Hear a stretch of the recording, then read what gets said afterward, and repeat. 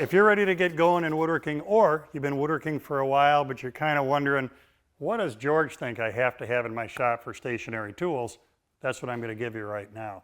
Let's start right here at the table saw. I don't think anybody's going to argue with me about that. If you're going to do woodworking, you almost have to have a table saw. This will allow you to rip and cross-cut your stuff to size. Depending on its capacity, you could do anything from small birdhouse parts all the way up to cabinet parts. In addition to cutting stuff to size, we got your dados, we got your rabbits. Then, more advanced cutting, you can do cove cutting, you can do finger joints. Very versatile tool, must have, heart of the woodworking shop. This way, Chris, we're going to head on over to one of my next favorite tools, router table. What do I like about this? Versatility.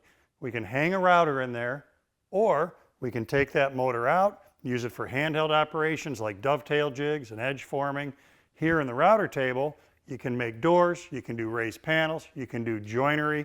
Very versatile tool to have. In fact, you could even use this for edge jointing if you don't have one of the tools we're going to talk about in just a second. Now we're going to make Chris walk backwards without tripping. Nicely done. And we're going to hit Benchtop Planer. Why do you need a planer in your shop? Well, this gives you a lot of opportunities. One is, instead of buying your lumber surfaced, you can buy it rough sawn. That's going to save you some money at the mill.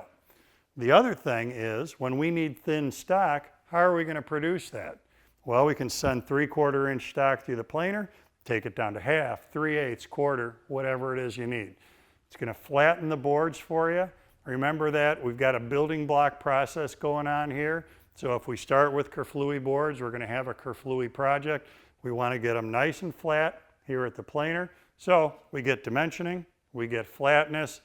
That's a great attribute to think about, adding a planer to your shop. Now, jointer. Kind of like the planer, this fits into that building block idea. Jointers are used to produce flat faces, that's face jointing, and to produce edges that are smooth, straight, square. We're back to that idea of if your parts are kerflooey, your project's going to be kerflooey.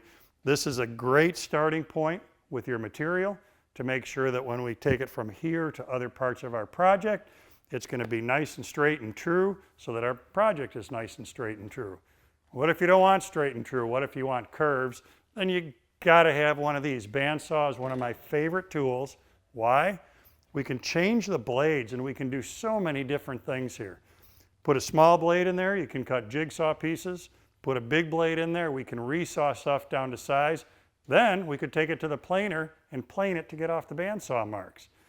Very versatile, gives you the opportunity to cut really thick stuff. In fact, even thicker than that. There we go.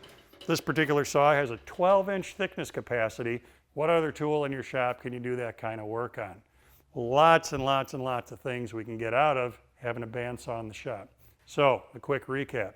Table saw, router table, planer, joiner, bandsaw. Outside of the table saw, no particular order to those projects, but now you've got George's top 5 stationary power tools for your woodworking shop.